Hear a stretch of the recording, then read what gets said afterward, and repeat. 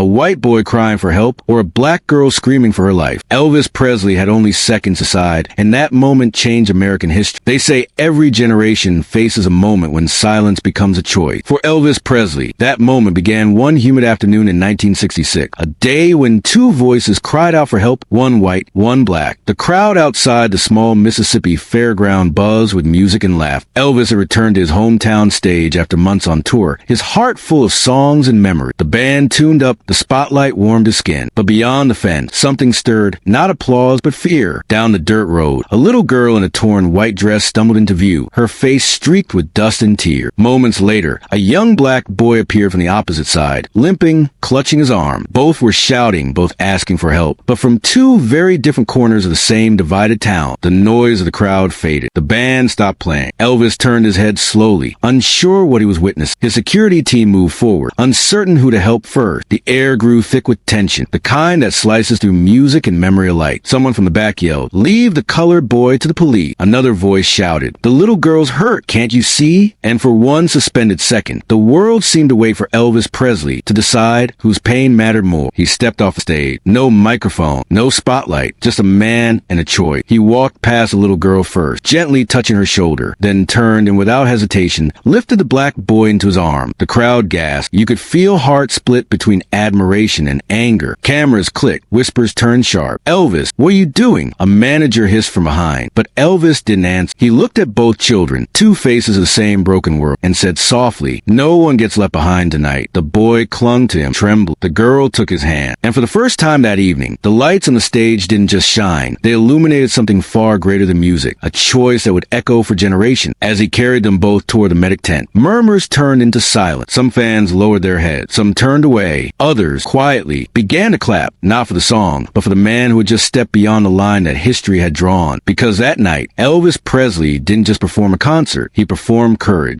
That night, long after the lights dimmed and the crowd disappeared into the soft hum of the Mississippi dark, Elvis sat alone backstage. The dressing room smelled faintly of sweat hairspray and the old wooden floor that had soaked up decades of music. His gold jacket hung over the back of a chair, glimmering faintly under a single bulb that flickered like it, too, was exhausted. He poured a glass of water from a metal jug and stared at it for a long while. Outside, you could still hear the faint shuffle of footsteps, a janitor sweeping, a truck loading amps, someone humming the last tune of the night. But inside that quiet room, Elvis's mind replayed the scene again and again. Two children, two faces, and the noise of a divided world closing in on him. He had always believed music could heal, that a song could bridge what hatred had torn apart. But now he wasn't so sure. Tonight had shown him that people could cheer for your voice and still hate your heart. He thought about the boy, thin, scared, with a bloodied sleeve, and the way he'd held on to Elvis's shirt like he was clinging to safety itself. And the girl,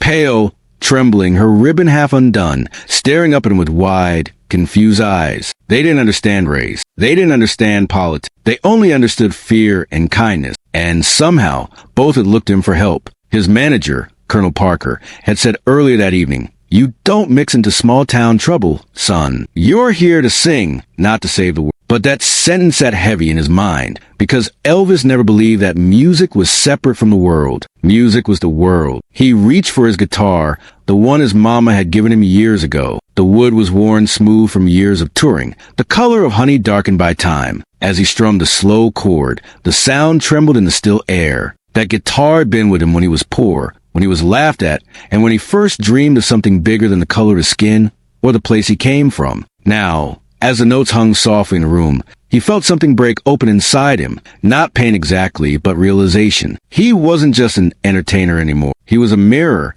And tonight, that mirror had reflected the country back at itself. Beautiful, talented, wounded, and divided. A soft knock came at the door. "Elvis," it was Gladys, one of the local nurses who treated the children. Her voice trembled with a mix of fatigue and admiration. "They're both stable now," she said. "You did right by them." Elvis nodded, setting the guitar aside. "They'll be all right?"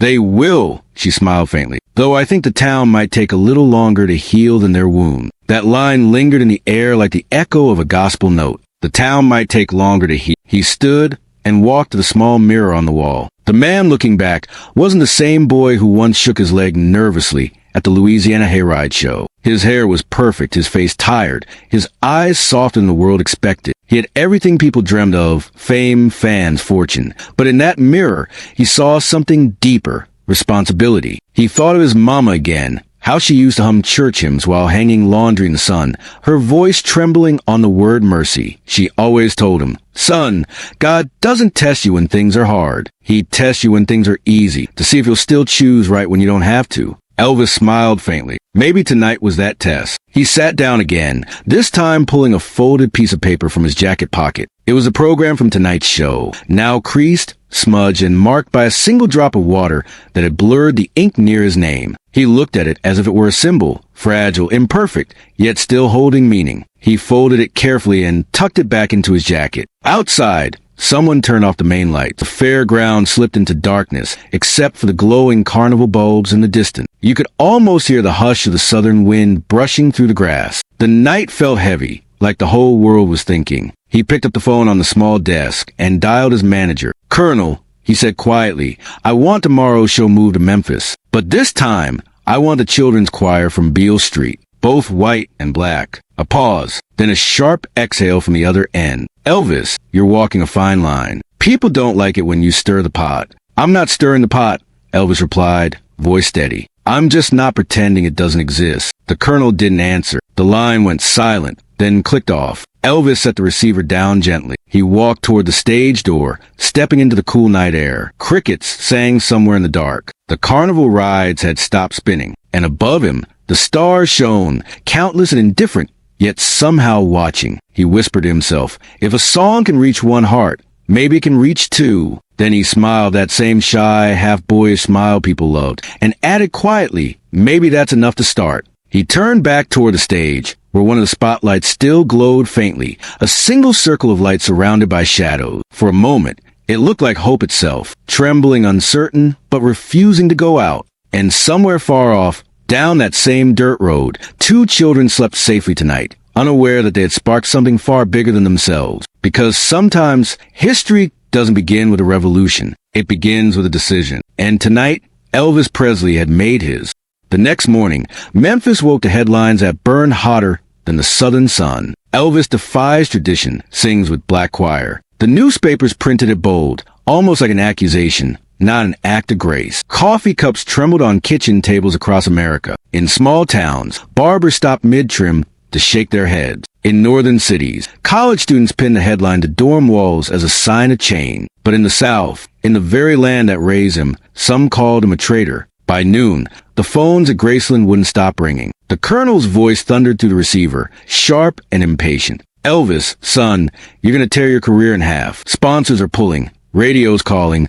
They're saying you've crossed the line." But Elvis just listened, his fingers quietly brushing over his guitar strings. Soft, thoughtful, steady. He wasn't angry. He wasn't rebellious. He was just sure. Later that evening, he sat in the Empty Sun record studio, the same place where he'd first recorded That's All Right years ago. The air carried the faint hum of old wires and dust, ghosts of songs past. The chair beside him creaked, as if even the room remembered those early nights when he was just a boy with a dream too wild for his own good. He looked around, feeling the weight of time. This studio had once been his temple, a place where color, class, and prejudice dissolved into melody. Now, that same world was trying to pull him back into its chain. He lifted his guitar again. Its surface gleamed under the dim yellow bulb, the same guitar that had been his anchor through every storm. That guitar was a symbol now, the thread tying him to truth. He strummed one long, trembling chord, and the sound filled the room like a heartbeat. That's when Sam Phillips, his old producer, walked in quietly. "Hell of a storm you've kicked up, kid," he said with a half smile. Elvis looked up. "Didn't mean to start one." Sam chuckled. "You didn't start it, son. You just finally stopped pretending it ain't there." They sat in silence for a while. Outside, thunder rolled across the Memphis sky, low and distant, like the sound of the world holding its breath. Then Sam asked, "You gonna sing tomorrow? After all this noise?" Elvis nodded slowly. "Yeah, but not just sing. I'm gonna say something, the only way I know how." The next night, the auditorium was packed. Half the seats filled with fans who came to cheer him on. The other half, skeptics, critics, people waiting for him to fall. Television cameras were set up, ready to capture whatever would come next. The lights dimmed. The announcer's voice echoed through the hall. "Ladies and gentlemen, Elvis Presley." The applause came, loud, confused, divided, a strange mix of love and suspicion. Elvis stepped into the spotlight, wearing a simple black suit. No glitter, no gold, just humility. The air was thick, electric. You could almost hear the audience's pulse syncing with his own. He stood still, hands clasped around the microphone, eyes lowered for a moment as if in silent prayer. Then, he said gently, "I've been told to stick to singing, but maybe tonight, singing is what needs to be said." And then it began, the first chords of an old gospel tune, Peace in the Valley. But behind him, as the curtain rose, the crowd gasped. There they were,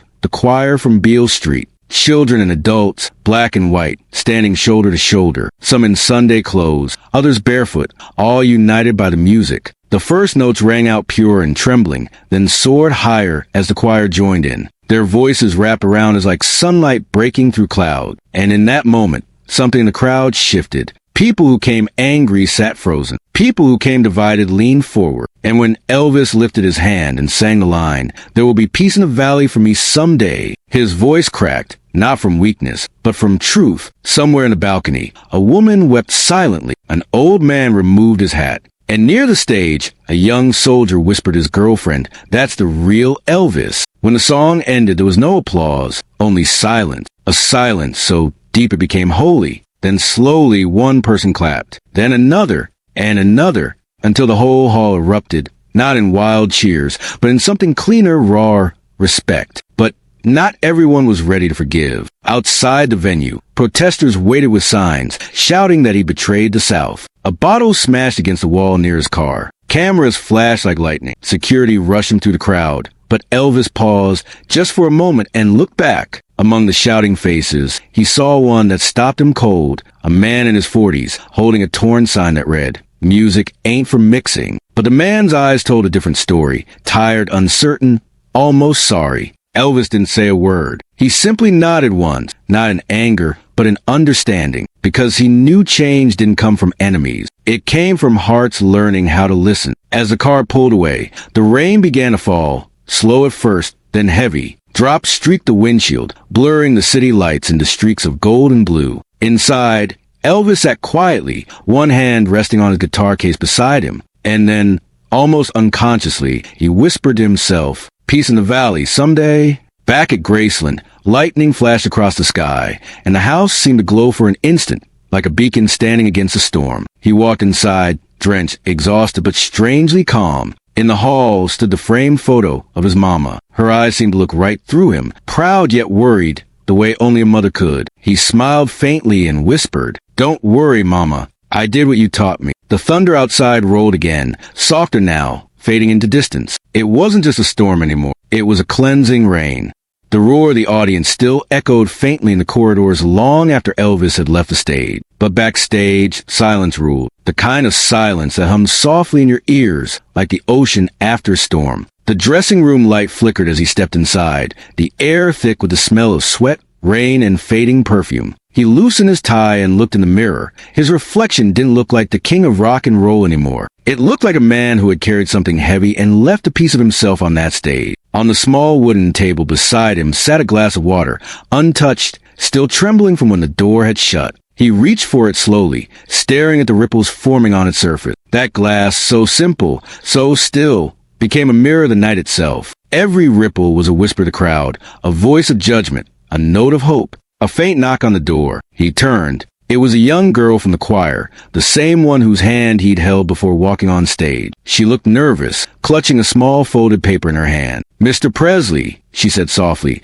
"my mama asked me to give you this." He smiled gently. "What's your name, sweetheart?" "Grace," she said. He took the note from her and nodded. "Thank you, Grace. You sang beautifully tonight." The girl blushed, then ran off down the hall, her laughter echoing faintly before fading into the distance. Elvis unfolded the note. The handwriting was neat, careful. "Thank you for standing up when others stayed quiet. You didn't just sing for us. You reminded us that our voices matter too." He stared at those words for a long time. Outside, thunder rumbled again, but softer now, as if the storm itself had grown tired. He folded the note carefully and placed it inside his jacket pocket, right over his heart. Then he sat down on the couch, staring at the floor. The sound of the arena crew packing up echoed through the walls, folding chairs, rolling carts, the faint hiss of the rain outside. He felt small, yet strangely peaceful. Colonel Parker burst through the door without knocking, his face red with frustration. Elvis, this has gone too far. You can't keep doing this. It's bad for business, bad for the image. You're supposed to make people forget their troubles, not stir them up.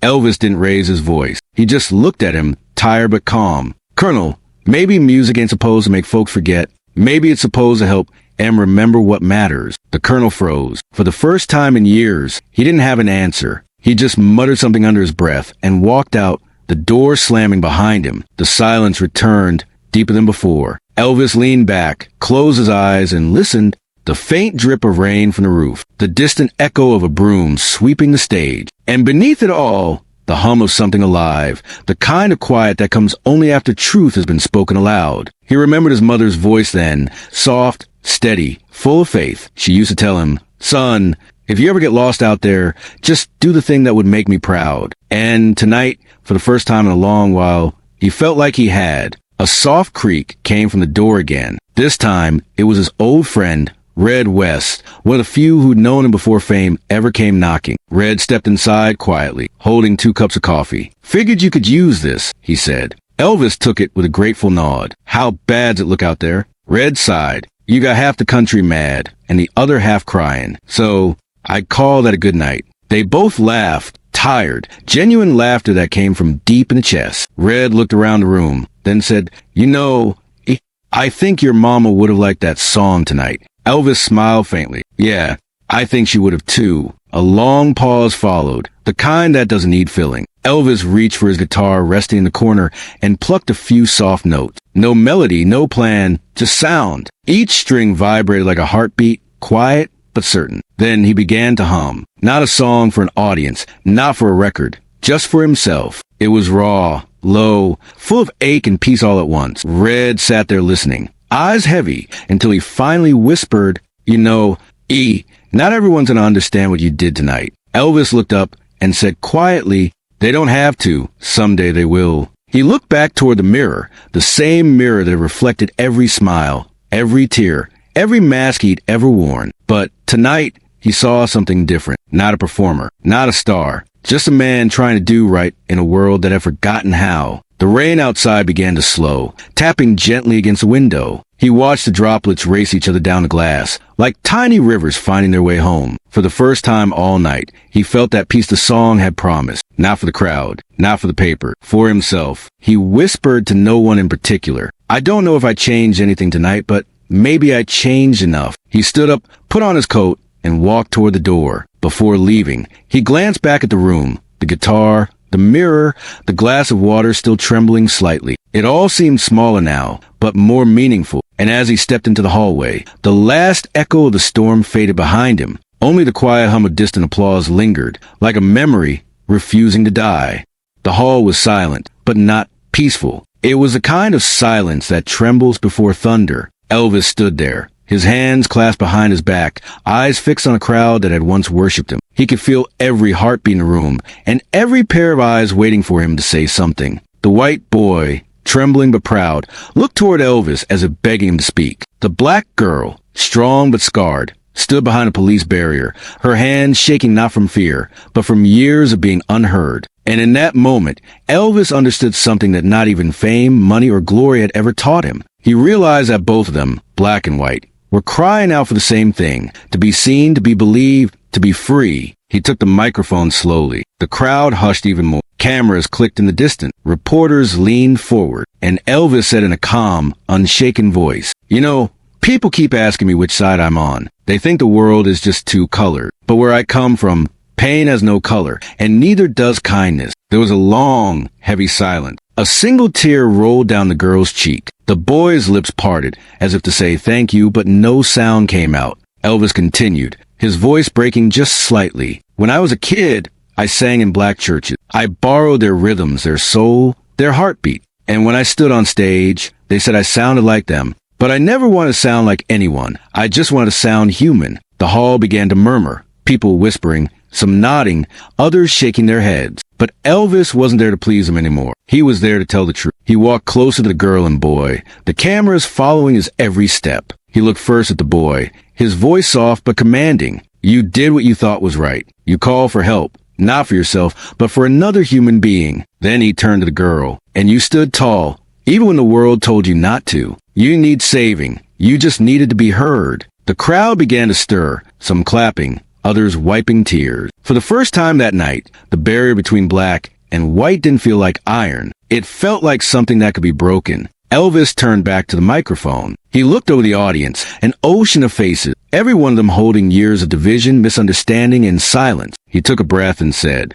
"If music ever meant anything, it's this. It's not to divide us. It's to remind us that we all cry in the same key." The lights dimmed slightly. Someone in the audience shouted his name, Elvis. But this time, it wasn't the cheer of a fan. It was a cry of someone who had finally felt seen. Elvis smiled gently, then nodded to the band. A slow, soulful tune began, half gospel, half blues, the kind of song that could only come from a man standing between two worlds. He sang, not for fame, not for applause, but for forgiveness, for understanding. His voice trembled through the hall, wrapping around the hearts of everyone listening. Even the officers standing near the back began to look down, their eyes glistening. And as the last note faded, no one spoke. The white boy's tears fell quietly to the floor. The black girl closed her eyes, not in pain, but in peace. Elvis set down the microphone. He didn't need to say another word. The silence itself had become the message. Somewhere in the back, a reporter whispered to another, This is a night Elvis changed everything." But Elvis didn't hear them. He was already walking off stage, calm,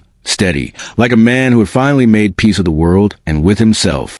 The next morning, America woke up to headlines that felt like earthquakes. Every newspaper, every radio broadcast, every television anchor, they all carried one name, one image. Elvis Presley standing between a white boy and a black girl. Some called him a hero, others called him reckless. But Elvis didn't call himself anything at all. He sat alone by the window of his Graceland bedroom, the curtains half drawn, the morning sun sliding softly across the floor. A cup of coffee sat untouched beside him. The phone rang again and again, reporters, agents, friends, but he didn't move. He was thinking of the faces, the boy's trembling courage, the girl's unshaken strength, and the sound of the crowd that didn't know whether to cheer or to chain. For the first time in a long time, Elvis felt quiet inside. No music, no applause, no cameras, just the truth echoing through him. He whispered to himself, maybe this was a song I was supposed to sing all along. By noon, Graceland's front gates were flooded with reporters. Questions flew like arrows.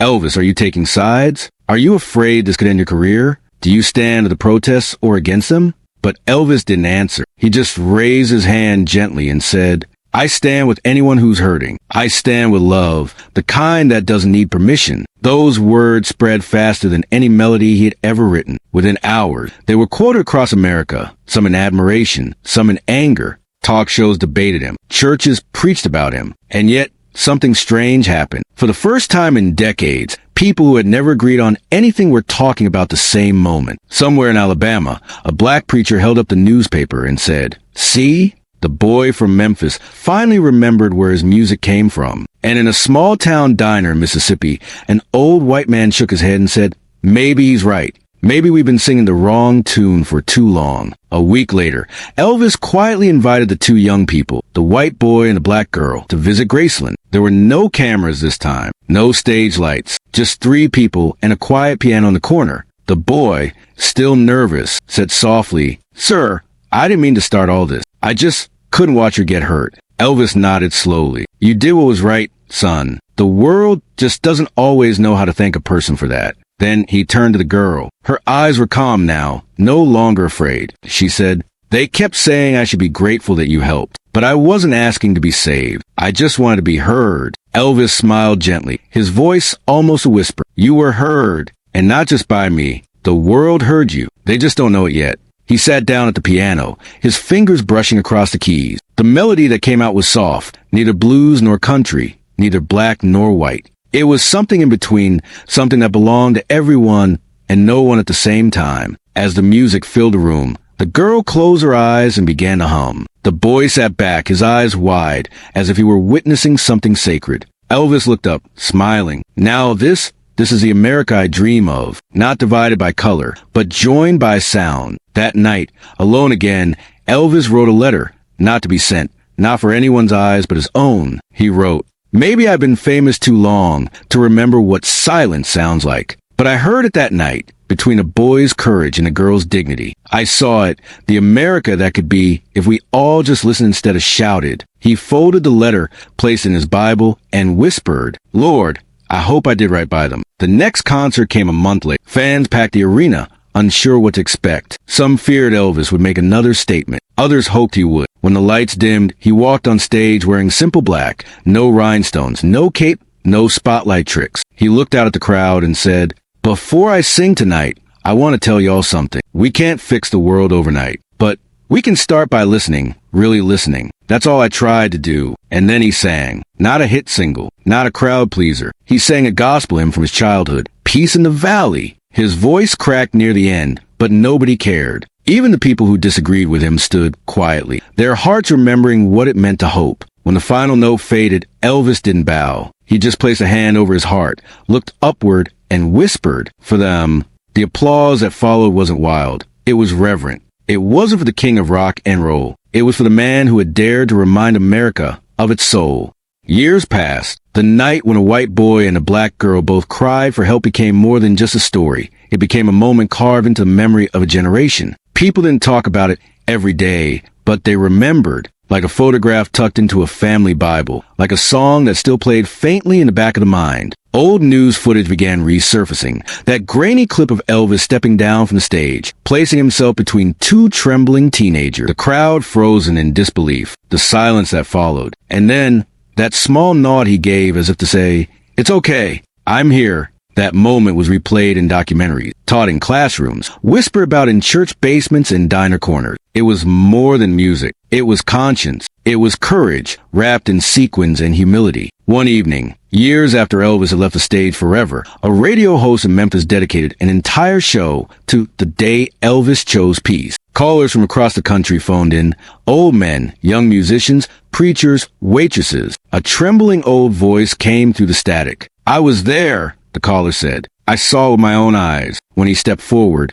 something inside me shifted. I didn't know it then, but I think that was the moment I started believing we could all change." Another caller, a woman from Georgia, said softly, "I was that little girl, the one he helped." The studio fell silent. I grew up. I became a teacher. I tell my students that kindness isn't weakness. It's the bravest kind of strength. And every time someone doubts that, I tell them what Elvis did for me. The host, choking up, replied, "Ma'am, thank you. You just gave us the ending we didn't know we needed." In time, that night inspired songs, not written by Elvis, but for him, ballads sung in smoky bars, in quiet churches, in high school assemblies. Every version carried the same heart. One man, one decision, one unshakable belief that music could still save us. A mural appeared years later on a cracked brick wall in downtown Memphis. It showed Elvis, not in glittering white or Vegas gold, but in plain black, his hand reaching out to a young white boy and a black girl. Above them were painted the word, "Courage has no color." Every morning,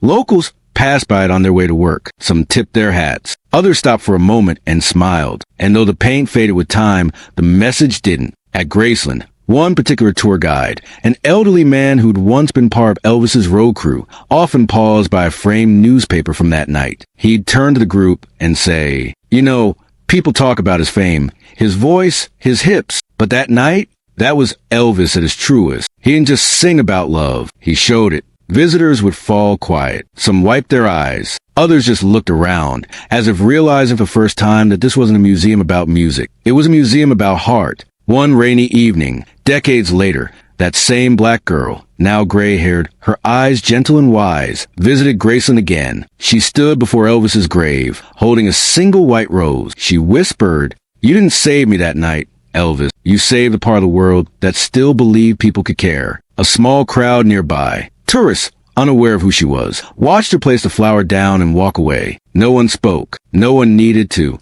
The rain fell softly, like applause from heaven. Historians would later call that night a turning point, a cultural ripple that outlasted songs and record sales. In university lectures, professors spoke of it as a symbol, a moment when fame met morality and chose a harder path. But for those who truly loved Elvis, those who had followed him not for his voice, but for his soul, it was simpler. It was a night when the king became a servant, when the crown meant nothing and the heart meant everything. In one of his last interviews, Elvis had said something few noticed at the time. He'd smiled quietly and told a reporter, I've sung a lot of songs in my life, but that night, I didn't sing with my mouth. I sang with my feet, stepping in front of hate, hoping love could be louder. Those words, once lost in the noise of fame, now live on like a melody that never ends. Every time someone watches that old clip, they hear it. Every time someone stands up for what's right, they echo it. And maybe that's what Elvis meant when he said love never really dies. Because in the silence that follows every great song, there's still a heartbeat. Soft, steady, eternal. Disclaimer. Some moments are lightly dramatized for narrative effect.